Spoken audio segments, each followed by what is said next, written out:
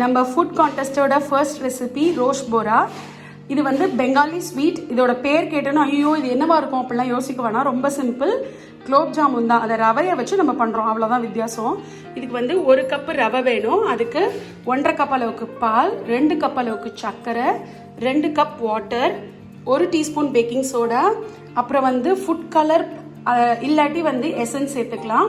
நான் வந்து இன்னைக்கு இந்த எசன்ஸ் கேசர் எசன்ஸ் சேர்க்குறேன். நீங்கள் ரோஸ் எசன்ஸ் கூட சேர்த்துக்கலாம். அதே மாதிரி ஃபுட் கலர் வந்து அந்த கேசர் கலர் சேர்த்திங்கன்னா நல்லது. அப்புறம் வந்து 1 டேபிள் ஸ்பூன் அளவுக்கு மிக்ஸ் நட்ஸ் பவுடர் வச்சுருக்கேன். 1 டீஸ்பூன் அளவுக்கு ஏலக்காய் பொடி, ஃபியூ ட்ராப்ஸ் ஆஃப் லெமன் வேணும். அப்புறம் வந்து கொஞ்சமாக குங்குமப்பூ வேணும்.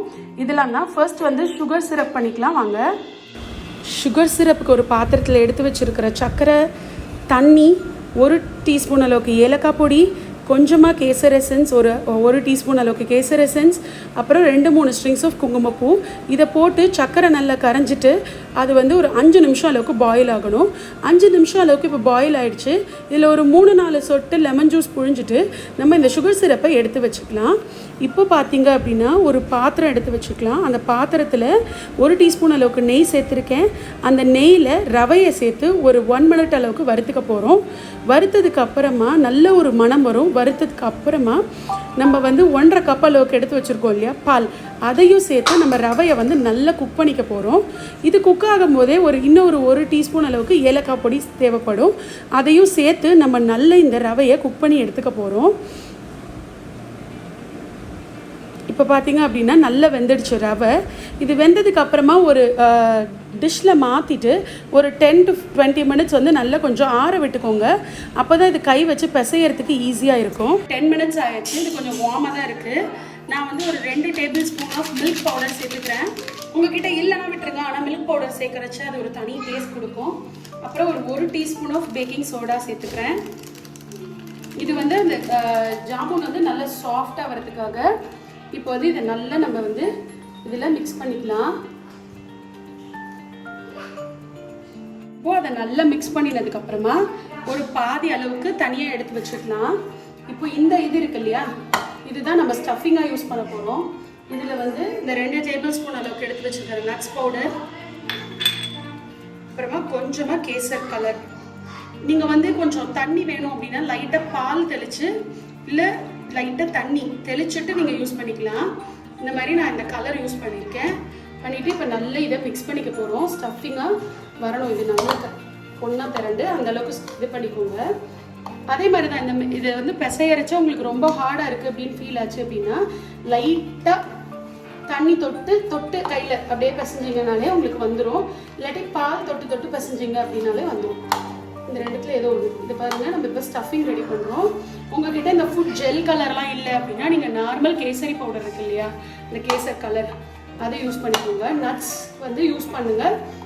நல்ல டேஸ்ட் கொடுக்கும். ஏதோ ஒரு நட் கூட நீங்கள் யூஸ் பண்ணலாம், மிக்சட் நட்ஸ் இல்லை அப்படின்னா கூட. இப்போது இந்த ஸ்டஃபிங் எல்லாம் நம்ம சின்ன சின்ன பாலாக உருட்டி எடுத்துக்கலாம். இப்போ நம்மளோட ஸ்டஃபிங் ரெடி. அவுட்டர்லேருந்து கொஞ்சமாக ஃபஸ்ட்டு எடுத்துக்கோங்க.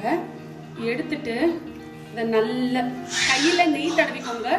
அப்போ தான் வந்து உங்களுக்கு இதுவாக இருக்கும். நல்லா இப்படி ஃப்ளாட் பண்ணிக்கோங்க. கையில் நல்லா அழுத்தி ஃப்ளாட் பண்ணிங்கனாலே போகிறோம்.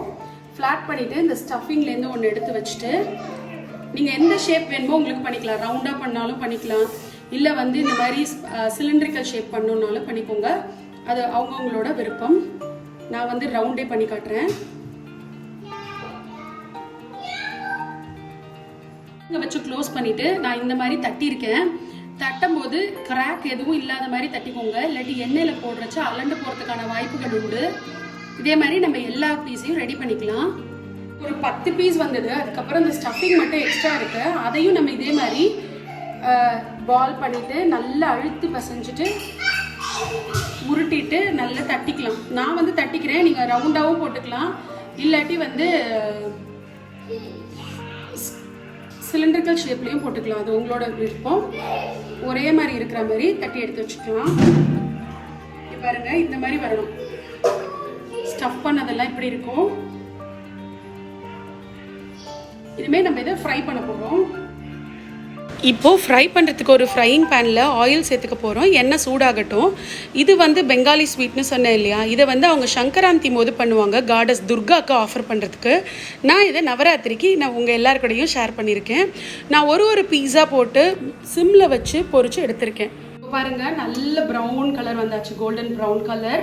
இதை எடுத்து சுகர் சிரப்பில் போட்டுட்டு 2 ஹவர்ஸ்க்கு இதை அப்படியே விட்டுற போகிறோம். சுகர் சிரப்பில் அது இருக்கணும். அடுத்தடுத்து பொரிச்சிட்டு நான் காட்டுறேன். இப்போது எல்லா ரோஷ் போராவும் பொரிச்சிட்டு அதை வந்து சுகர் சிரப்பில் போட்டிருக்கேன். ஒரு 1.5 to 2 hours விட்டுட்டு அதுக்கப்புறமா நம்ம இதை சர்வ் பண்ணிக்கலாம். இன்றைக்கி நவராத்திரிங்கிறதுனால அம்பாளுக்கு நைவேத்தியம் பண்ணிவிட்டு நம்ம சாப்பிட்லாம். ஹோப் உங்களுக்கு இந்த ரெசிபி பிடிக்கும்னு நினைக்கிறேன். 2 hours கழிச்சு நான் காட்டுறேன். மறக்காமல் ட்ரை பண்ணுங்கள். ட்ரஸ்ட் மீ, சூப்பராக இருக்கும் இது.